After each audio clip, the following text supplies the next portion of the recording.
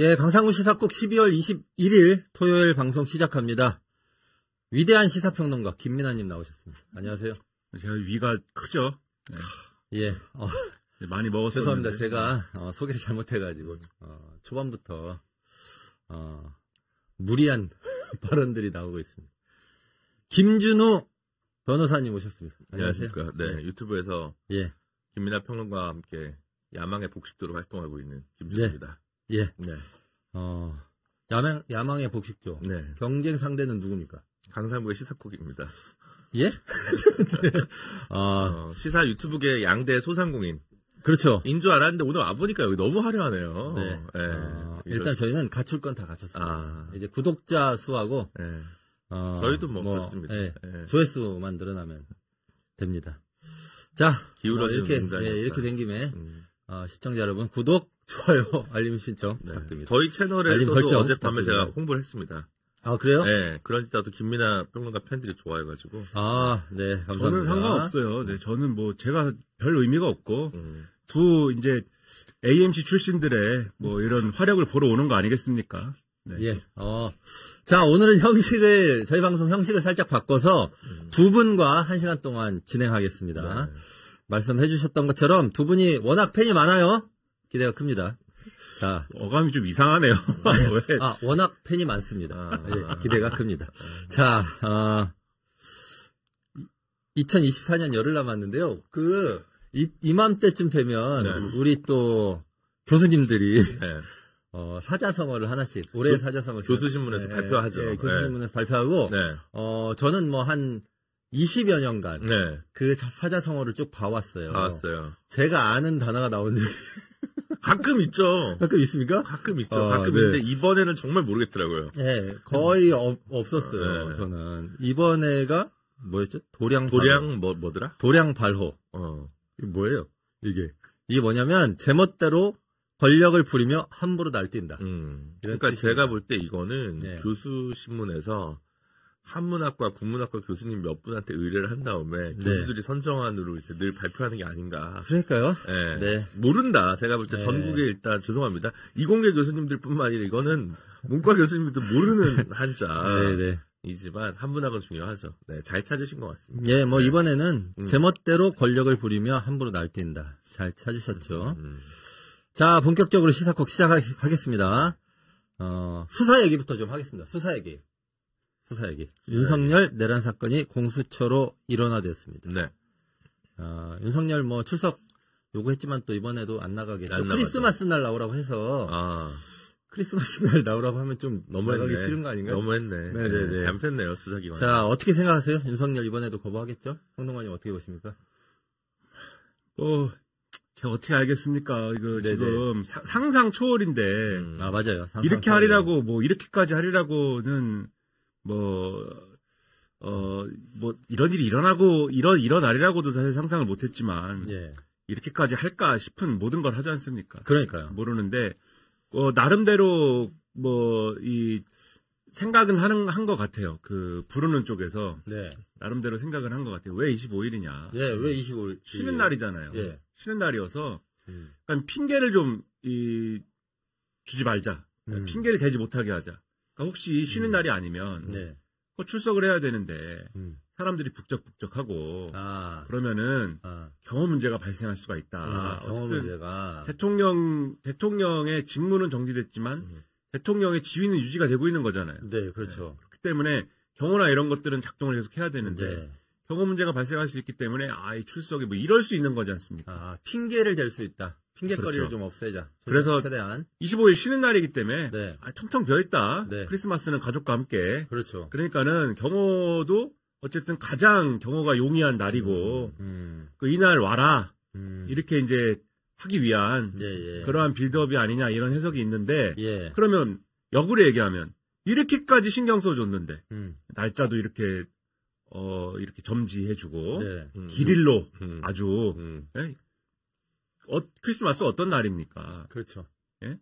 예수님께서 탄생하신 날 아니에요. 네네. 이런 좋은 날로 점지를 해줬고, 네. 네? 그렇죠. 좋은 날로 네. 점지해준 거예요. 맞아요. 네. 네. 더 이상 좋은 날이 있을 수가 없잖아요. 그 주변으로는 이 날이 가장 좋은 날이에요. 그러니까요. 네. 그리고 뭐 여기 또 뭐 청사도 텅텅 비어 있는데 예. 이 날도 안 오면, 예.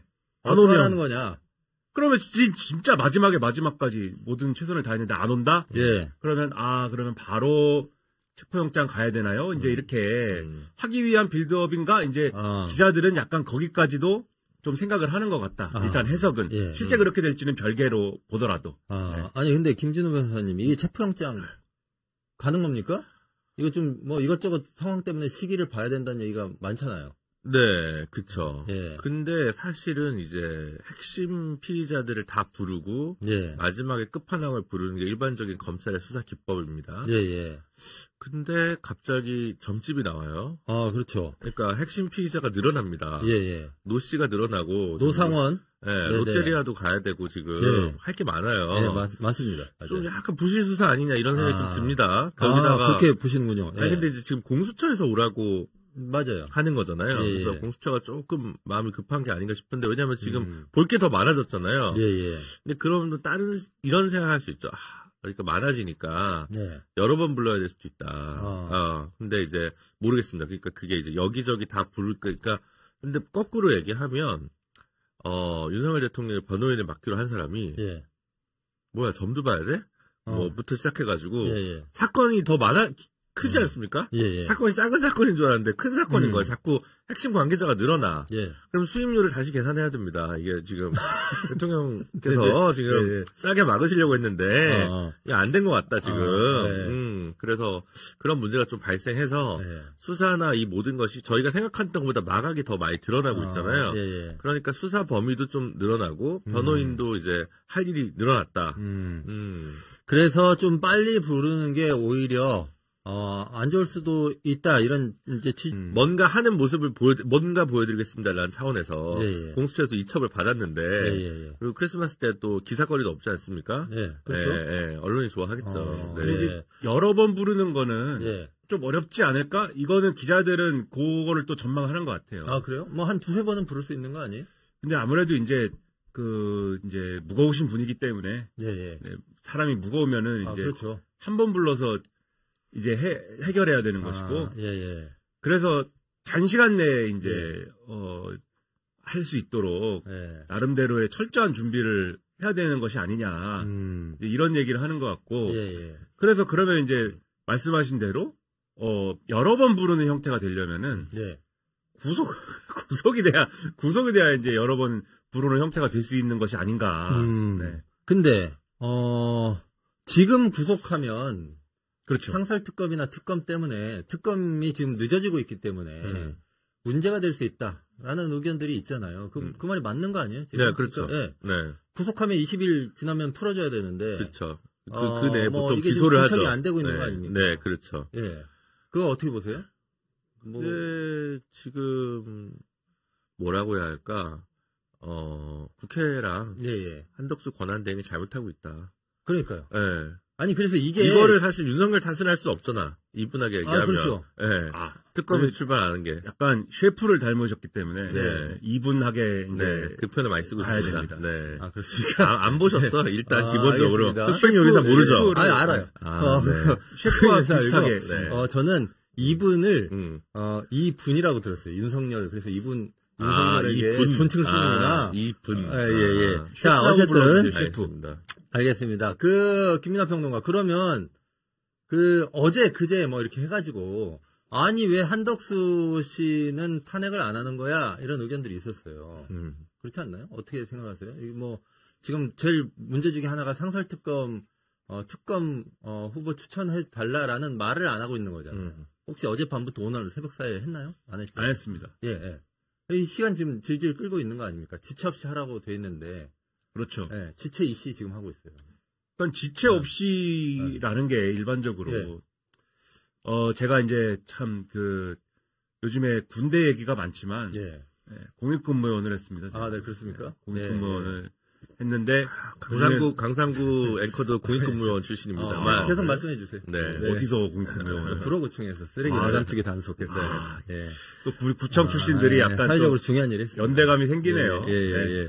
우리는 저도 4급이긴 한데 저희는 총을 들 일이 없습니다. 도대체 뭡니까 이 4급 셋이 모여가지고 뭡니까 이게 지금 도대체 면제인 사람 욕을 하고 있는 겁니까? 방송에서 군대 얘기해도 되나 모르겠습니다. 계속 해주시죠. 뭐예요 이게 지금 이게 방송이? 근데 이제 저희 구청에서 민원 접수를 하는데 민원 접수에 보면 기간이 정해져 있어요. 요 민원은 뭐 7일 내에 처리. 그리고 뭐 예를 들면 14일 내에 처리. 그러면 거기 공무원들이 목숨 겁니다 이거는. 그렇죠. 근데 이제 민원이 나고 잘 이제 뭐 이게 얘기가 안 되고. 이러면은 막 밀리거든요. 그럼 막 어떻게 해서든지 무슨 꼼수를 써서든지 아무튼 요 기간을 최대한 접수된 기간 기준으로 이제 14일 뭐 이런 거기 때문에 이거를 뒤로 밀기 위해서 접수된 시간을 뒤로 만들기 위해서 온갖 꼼수를 다 써요. 근데 그걸 접수를 컴퓨터에 입력하는 게 접니다. 그러니까 저한테 와가지고 이제 막 이렇게 해달라 저렇게 해달라. 근데 그래요? 기간이 즉시인 게 있어요. 즉시. 즉시. 즉시. 이거는 즉시 해야 되는 거지 않습니까? 그러면 뭐 몇 시간 안에 해야 되는 겁니까? 며칠 내에 해야 되는 거예요? 그래서 대체적으로 뭐 3시간인가 그랬어요, 기준이. 그래요? 근데 이거는 뭐 어디 뭐 법으로 정해 있거나 이런 게 아니라 대체적으로 3시간 안에 하자. 이런 거예요. 그러니까 즉시라고 하는 건 말 그대로 즉시인 건데 아무래도 근데 즉시라는 게 공무원이 아무래도 이 인간의 한계라는 건 있는 거니까 인간의 한계는 있는 거니까 즉시라고 하면 대충 3시간 내에 하자 이제 이런 거예요. 지체 없이라고 하면은 지체 없이라고 하면은 모든 어떤 절차적인 한계를 고려하더라도 그게 뭐 이게 구청은 아니니까 좋아요. 구청은 아니니까 뭐 며칠 내에 돼야 될 거 아닙니까? 그러면 그렇죠. 며칠 내에는 돼야 되는데 지금 뭐 일주일이 됐으면 일주일 넘어가지 않았습니까? 뭐 지금 제가 이 일수가 계산이 안 돼서 그런데 그렇다고 하면은 이거는 일부러 지체하고 있다라고밖에는 볼 수가 없는 거잖아요. 지체가 있는 맞습니다. 거잖아요, 말씀하신 대로. 맞아요. 그럼 벌써부터 여기서 법 위반 사례가 발생하고 있는 거고, 그리고 논란이 되고 있는 사례가 이제 뭐 거부권 행사한 것, 이 거부권을 행사한 거에 대해서는 어떻게 판단해야 되냐 이런 논란, 이제 뭐 논란이라고 이제 보고 요런 스탠스로 가면 앞으로 거부권을 또 행사하는 거냐. 그래서 이게 중요한 거죠. 거부권을 행사한다면 앞으로 김건희 특검, 그다음에 내란에 대한 일반 특검이 있는 거잖아요. 소위 이것에 대한 거부권도 행사하는 거냐. 요게 있고, 그다음에 여당의 요구 중에 하나가 헌법재판소 재판관을 임명할 수 없다. 권한대행을. 이 권한대행은 언제까지 임명할 수가 없느냐? 윤석열의 탄핵이 최종 인용되기 전까지는 또는 기각되기 전까지는 임명할 수 없다. 이 논리를 지금 주장을 했는데 거기에 또 따르는 거냐? 이런 것들이 있어서 만약에 이런 여러 가지의 이제 판단 기준 중에 일정 부분이 충족이 된다고 보면 진짜로 거부권을 앞으로 중요 사안에 대해 행사하거나 이럴 것이다라고 판단되면 민주당의 경우에는 우리가 선제적으로 탄핵할 수 있다. 이렇게 주장을 하고 있는 거거든요, 지금. 그렇죠. 그런 요런 상황인데. 아니 근데 왜 선제적으로 지금도 약간 늦은 거 아니에요? 근데 며칠 전에 했으면 선제적 탄핵이 맞는데. 근데 이제 좀 분위기를 파악해 보면 어떤 분위기인 겁니까? 민주당은 일단 물밑으로는 한덕수 총리 쪽하고 모종의 이제 그 소통의 라인을 갖고 있는 것 같아요. 그래요? 모종의 라인을 갖고 있는 것 같고. 모종의 라인. 잘 모르겠네요. 다른 사람들은. 아니 뭐 근데 아름아름 알아요? 근데 이제 한덕수 총리가 과거에 참여정부 때 했잖아요, 총리를. 그리고 그 전에 김대중 정권 때도 국민의 정부 때도 중요 직책 등에 있지 않았습니까? 그렇기 때문에 그 시절에 중요 직책을 또 맡았던 정치인들하고의 관계나 이런 것들이 있기도 하고 얘기할 수 있는 통로들이 있다 그렇죠. 이런 거고 그런 관계이기 때문에 통로가 있기도 한데 이제 한덕수 총리는 또 윤석열 정권 인사이고 여당의 요구나 이런 것들이 존재하는 상황에서 그거를 무시하기는 어렵고 그리고 한덕수 총리의 제가 볼 때는 생각은 권한대행을 길게 하고 싶은 생각이 있어요. 제가 볼 땐.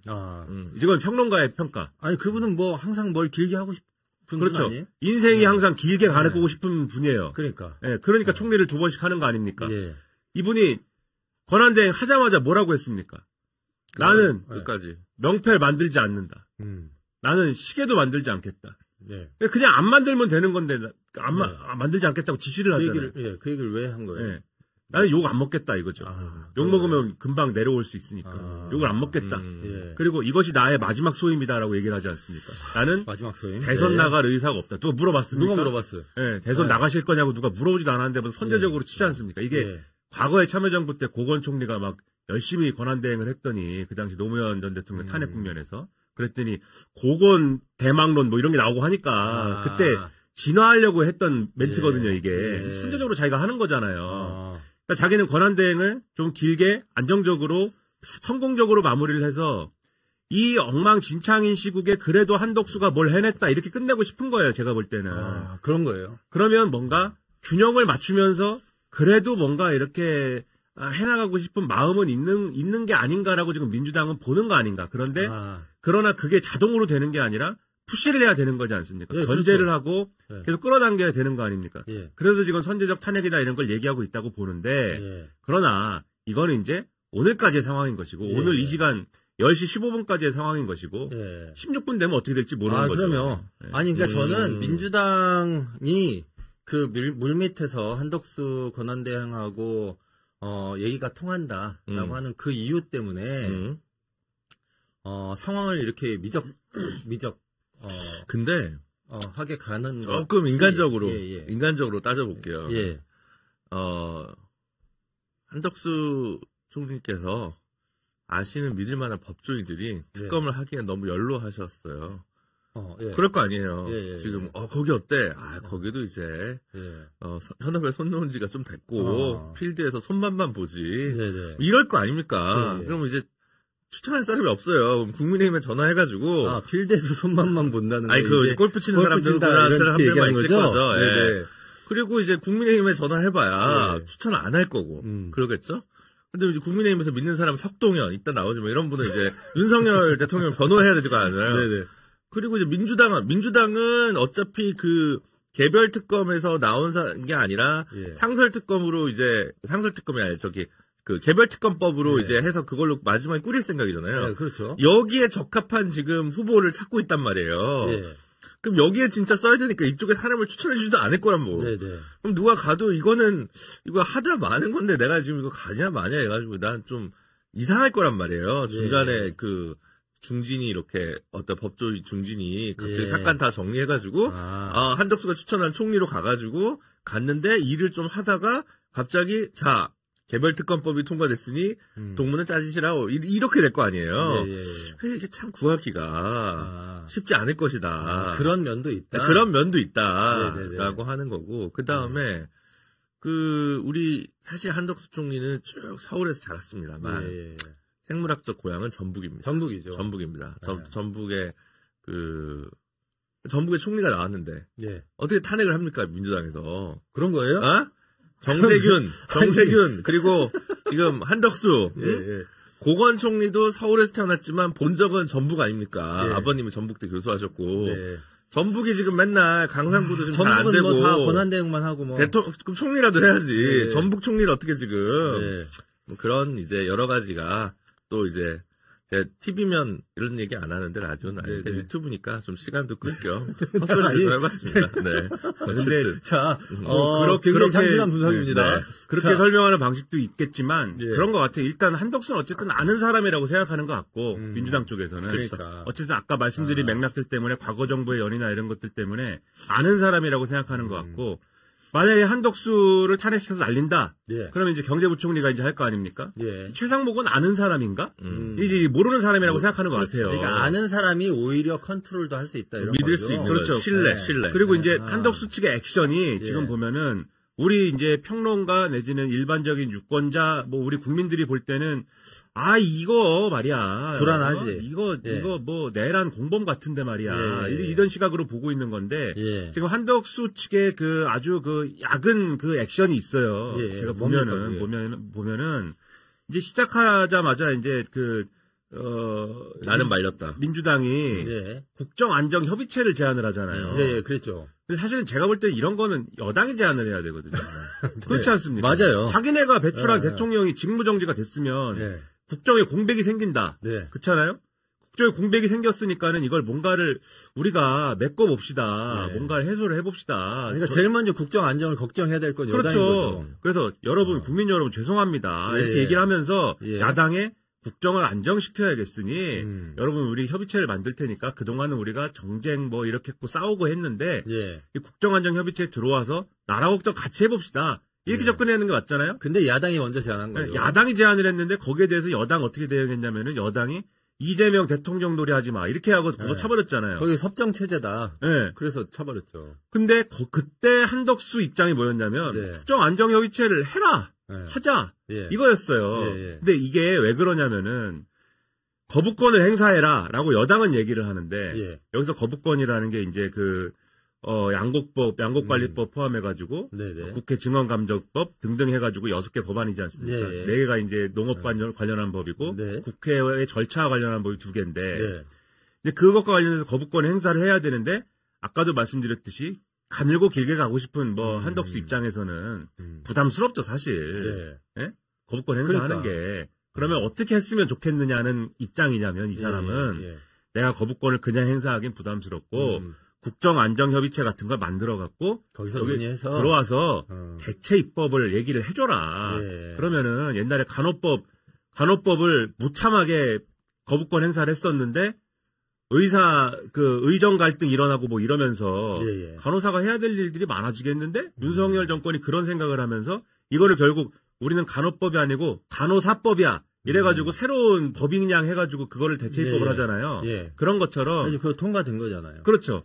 양곡관리법도 예를 들면은 정부가 이제 의무적으로 쌀을 사야 된다. 요게 있는데 요거를 뭐 재량적으로 할 수 있는 뭘 넣어준다든지 뭐 등등 몇 가지 쟁점이 있는 거에 대해서 정부 입장을 좀 반영해주는 쪽으로 해서 거부권을 형식적으로 행사하지만 여야가 합의한 대체 입법을 새로 법안을 발의해서 그걸 갖고 오면 그거는 정부가 수용하는 쪽으로 말을 잘 만들어서 여기서 합의해주면은 나도 부담을 덜고 여러분도 행복하고 얼마나 좋냐 이 얘기거든요. 그러나 거부권을 결국 행사했죠. 근데 이제 이 얘기를 왜 하냐면은 그런 액션을 취하니까 민주당 입장에서는 이거는 여당이 나쁜 거예요. 그러니까 민주당의 이 시각에서 보면은 여당이 나쁘고 한덕수가 잘못해서 그런 게 아니다. 이런 한덕수는 거죠. 그림에서는 의지가 있었던 것 같은데 요거고 최근에 또 뭐냐면 여당이 국방부 장관하고 행안부 장관을 임명하시오.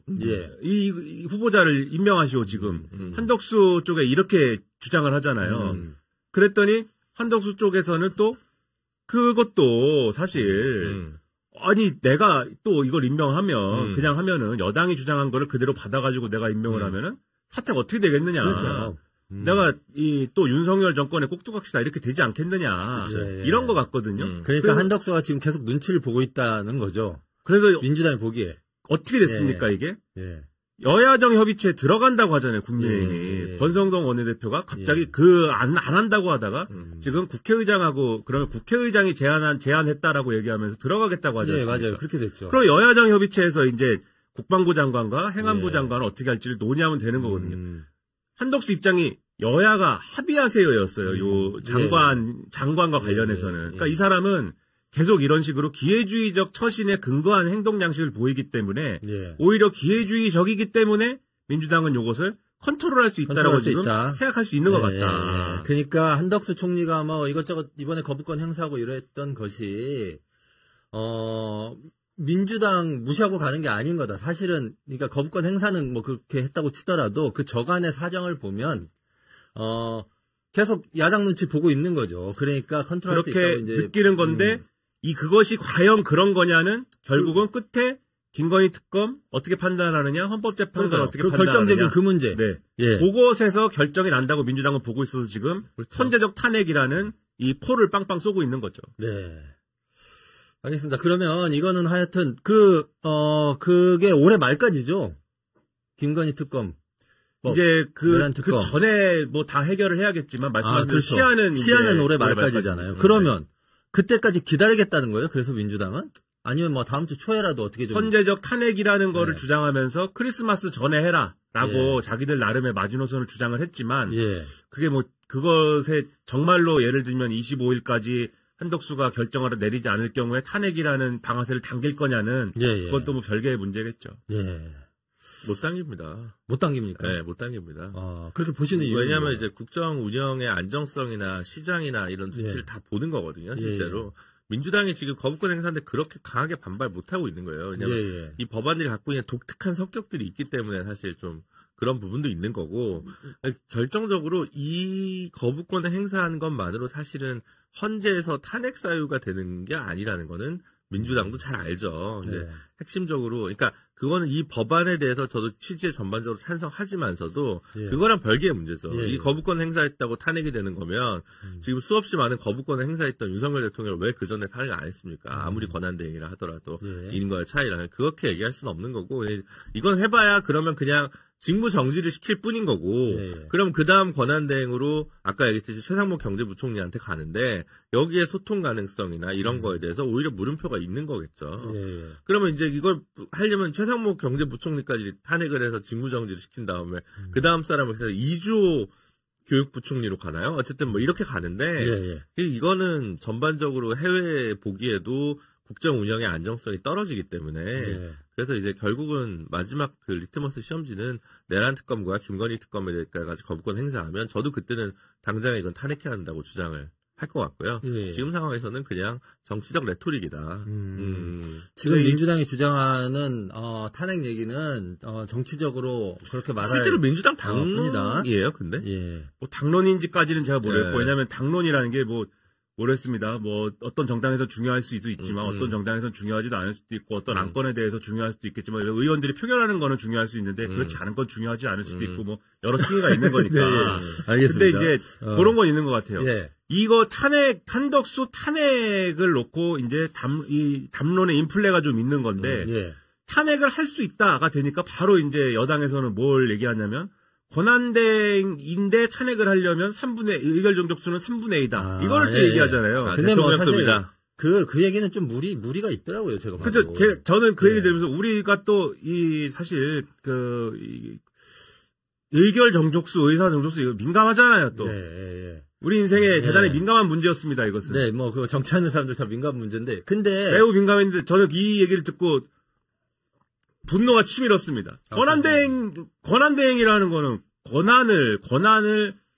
권한을 누가 대신 행사할 거냐의 문제에 불과한 것이고, 그렇죠. 탄핵이라는 거는 특정한 직책에 있는 공무원에 대한 것인데, 특정한 직책은 국무총리 한덕수인 것이고, 국무총리 한덕수가 대통령의 권한을 대행할 뿐인 것인데, 그것에 대한 탄핵이 어떻게 권한대행일 때는 3분의 1이고, 어떻게 권한대행이 없을 때는 어떻게 2분의 1이고, 그렇게 되는 게 어디 있습니까? 그러니까 저는 이거는, 저도 이제 그 기사를 보면서, 아니, 그러면은, 한덕수 총리가 왜 총리실에 계속 있어요?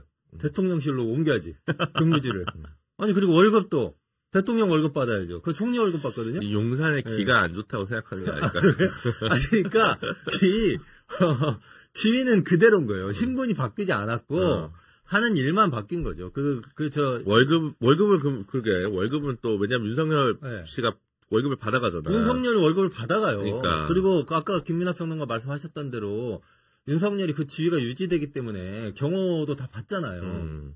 그러니까 그 자리에는 그냥 윤석열 씨가 앉아 있는 거고 총리실에 총리가 앉아 있는 거예요. 그런 거고 그러니까 총리실 사람들이 지금 대통령이 해야 될 일을 하느라고 그 밑에 실무자들도 얼마나 바쁘겠습니까? 그 제가 예전에 미국 무슨 드라마 보면 갑자기 대통령이 무슨 일이 벌어져요. 죽어요. 죽든 하여튼 거리가 발생하면 그러면 아니면 사고가 발생하면 사고는 아니다. 거리가 발생하면 근데 이제 이게 약간 좀 다를 수는 있지만 어쨌든 대통령이 일을 못 하게 되잖아요. 그러면 그 밑에 있는 장관들이 갑자기 선서를 합니다. 대통령 선서를 해요. 그러니까 그거는 지위가 승계되는 거거든요. 이거는 지위가 승계되는 게 아니잖아요. 그래서 제가 어디서 봤나? 보니까 대통령이 같은 사고라도 다르다.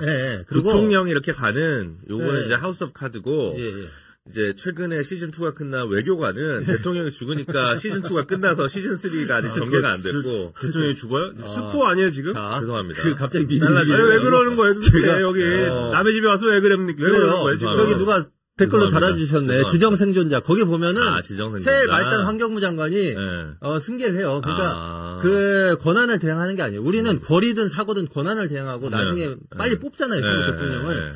여기는 그냥 대통령 지위를 승계해갖고 그렇죠. 임기를 채웁니다. 미국은 부통령이 또 근데 기본적으로 직선되니까. 그렇죠. 뭐 제가 또 하고요. 부통령제 도입주의자입니다. 그렇습니까? 그래서 이게 우리는 그냥 권한을 대행하는 게 확실히 맞습니다. 그 권한 대행 그 지위가 승계된다는 얘기는 하지도 말고 3분의 2 얘기도 괜한 소리다. 월급을 대통령 월급 받으면 그때 가서 얘기하자. 그렇죠. 이런 느낌입니다. 네. 자, 이 얘기 한참 했는데요. 네. 벌써 그 정적수 얘기하니까 흥분하지 않습니까? 막 흥분해갖고 막 이게 다 이유가 있다. 이 사람들의 이 행태가 이런 행태가 이유가 있습니다. 근데 그거 아세요? 미국도 대통령이 그 건강검진 받느라고 수면 내시경 하잖아요. 네. 그때는 부통령이 권한대행입니다. 곧 돌아오시니까. 그것 빼고는 다 그 지위가 승계되는 건데 우리는 그런 거 아니다 하는 거고요. 자, 원래 우리가 이제 수사 얘기 하다가 여기까지 왔는데 네. 저는 궁금한 게 이게 있어요. 검찰은 왜 이첩한 거예요? 진짜 그 공수처가 이첩하라고 하면은 네. 그게 네. 뭐 강행 규정이니까. 그렇죠. 그것 때문에 한 거예요? 그렇죠. 다른 어떤 꿍꿍이 같은 건 없습니까? 저는 그렇게 꿍꿍이보다 생각해보면 이제 공수처법에 이첩을 하라고 하면 이첩을 해야 되는데 이첩을 처음에 안 했어요. 12월 13일인가 15일까지 하라고 했는데 안 했어요. 그러니까 이제 공수처도 약간 18일까지 해라고 다시 기한을 연장해줬단 말입니다.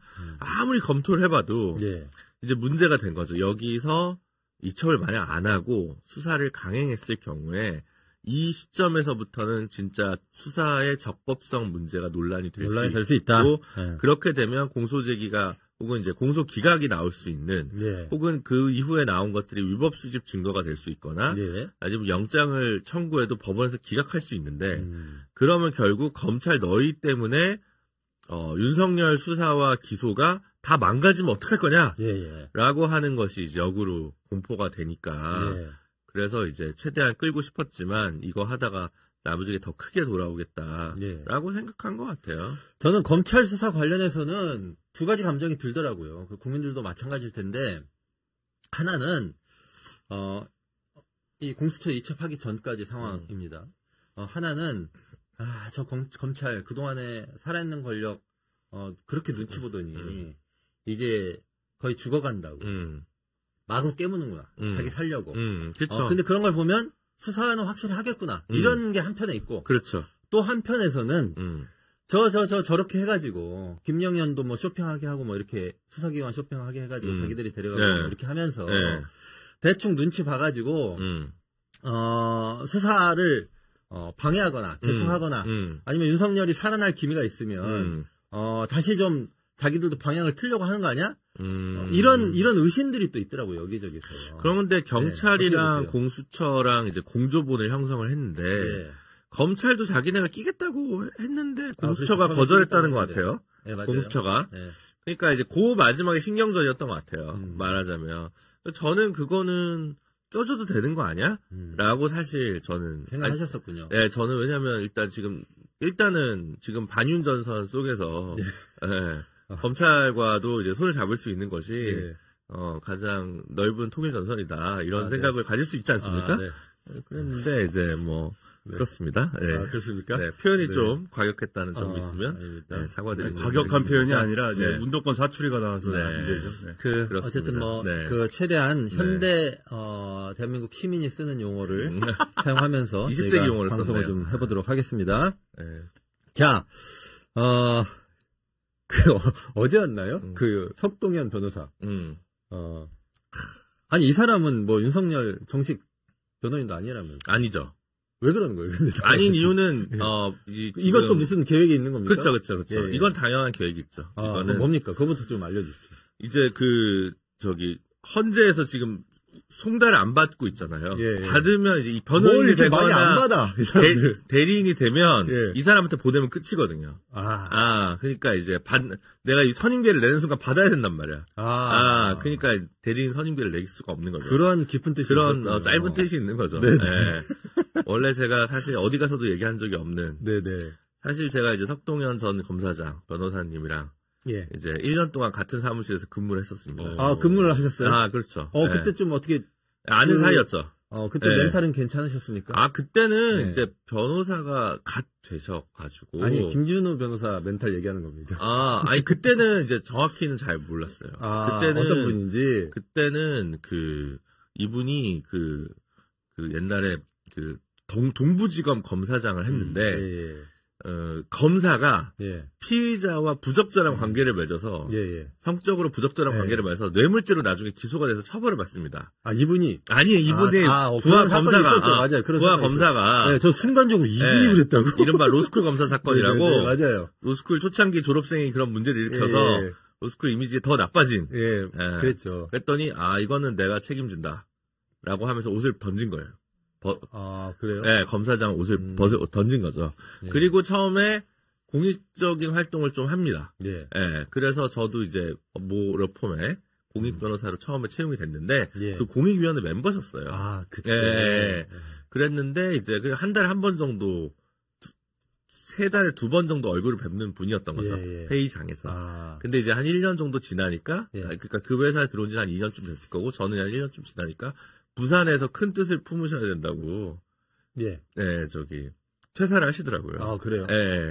출마하려고. 근데 이분이 찾아보시면 알겠지만, 이제 부산 분인데, 그래서 이제. 출마했어요? 큰 그림을 그렸어요. 부산시 고문 변호사. 그 다음에 롯데자이언츠 고문 변호사. 중요한 걸 다 했습니다. 그렇죠. 그 지역의 중요한 곳들의 고문 변호사를. 부산지검 검사장도 하고. 그런데, 계속 공천이 탈락합니다. 그래요? 해운대에서도 탈락하고 나중에 사하에 가야겠다 이랬더니 사하에 갔더니 조경태 의원이 이제 제가 민주당 생활을 청산하고 국민의힘에 입당하겠습니다.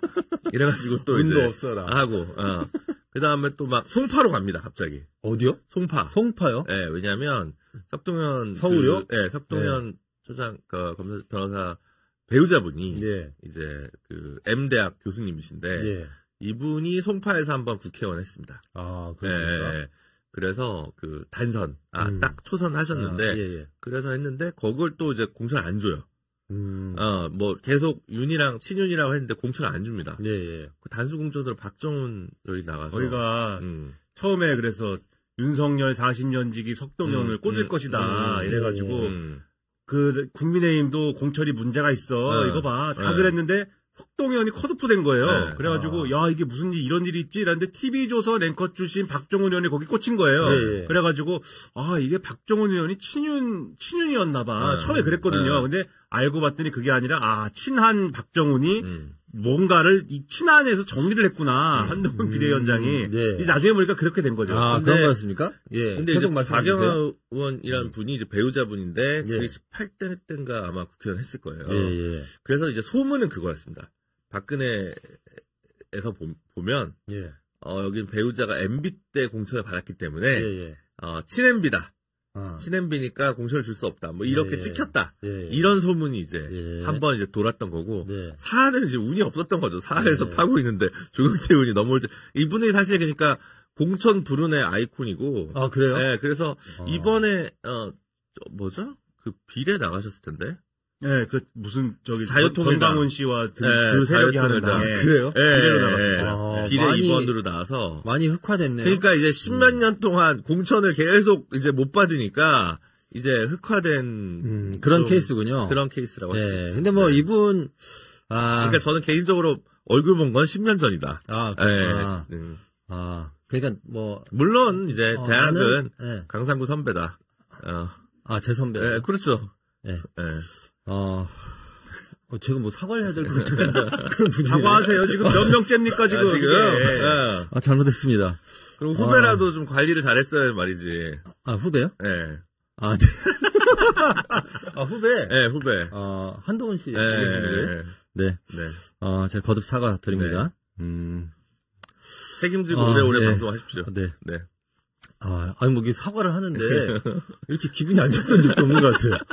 보통 사과를 하면 오히려 마음 편안해지거든요. 근데 사실은 40년 직이라고 하는데, 얼마나 친했을까는 저는 좀 의문이 있어요. 그렇습니까? 왜냐면, 석동현 석동현 변호사는 같은 79학번일 텐데, 대학교 4학년, 5학년 때 합격합니다. 83년쯤에 합격합니다. 사법연수원 기수로는 15기예요. 근데 윤석열 대통령은 23기입니다. 그러면 겸상을 안 했을 것 같아요. 일단 술을 한쪽은 계속 소주를 먹고 있었을 거고 한쪽은 좀 빨리 공부를 했을 거 아닙니까? 그럼 대학 시절에 공유했던 추억이 별로 없었을 많을 리 없다. 근데 뭐 그 전에 안 친했을지는 모르겠는데 이번에는 좀 확실히 친해질 것 같아요. 그렇죠. 변호인이 되는 거니까. 나와서 하는 얘기가 아주 네. 괘씸해요. 아니, 그러니까, 너무 사실과 다른 얘기를 많이 하는 거 아닙니까? 그러니까 이게 내란이 소란?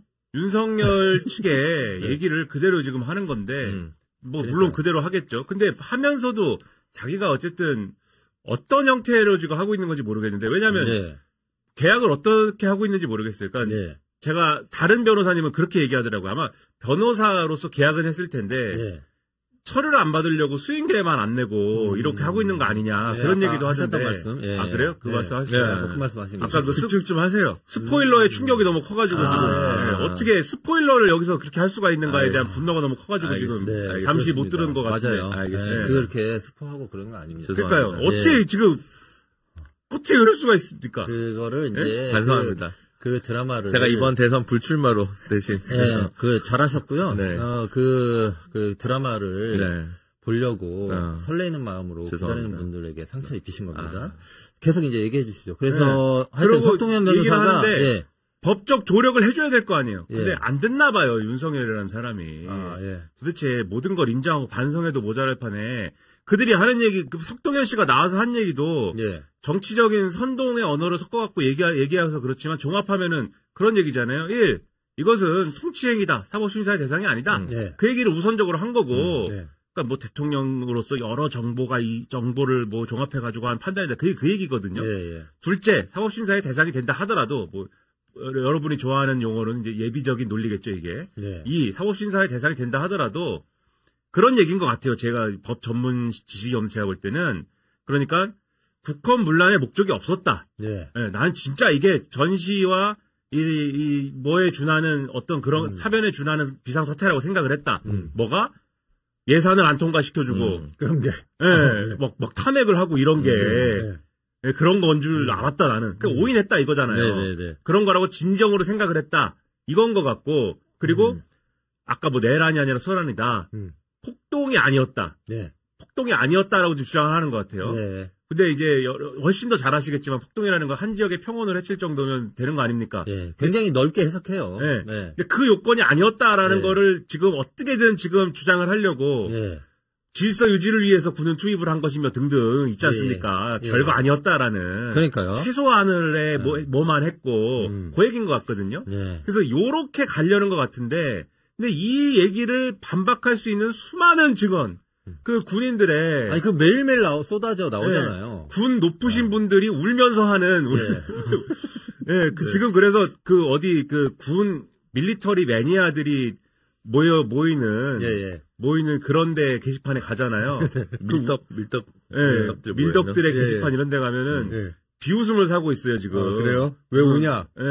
무슨 과즙 사령관이다 이래가지고 집을 짜냐 이래가지고 특전 사령관이 아니고 뭐 과즙 사령관이냐 이러는데 아무튼 울면서 다 얘기했지 않습니까? 대통령이 직접 지시하고 끌어내라고 했다고 하고 아니 그 증거가 많잖아요. 국회의원들 체포하라고 했던 증거가. 심지어 엊그제는 그 이 합참 지하 벙커에서 왜 국회 장악이 실패한 거냐 물었는데 몇 명 보낸 거냐 500명 보냈습니다. 그러게 내가 500명 안 된다고 했잖아. 1000명 정도는 보냈어야지. 그러니까요. 천에 집착을 합니까? 12월 3일은. 그럼 2000명 보내지. 12월 3일은. 맞추지, 그냥. 12월 3일 어떤 날이었습니까? 윤석열이 대선 승리한 후 1000일째 되는 날입니다. 아, 그렇습니까? 1000일 동안 1000일째 되는 날. 그리고, 왜 10시에 집착을 합니까? 10시. 1000. 1000입니까, 그것도? 이게 희한한 게, 국무회의를 하다 말고 국무회의를 안 하려고 했지만 국무회의를 합시고 하자고 했지 않습니까?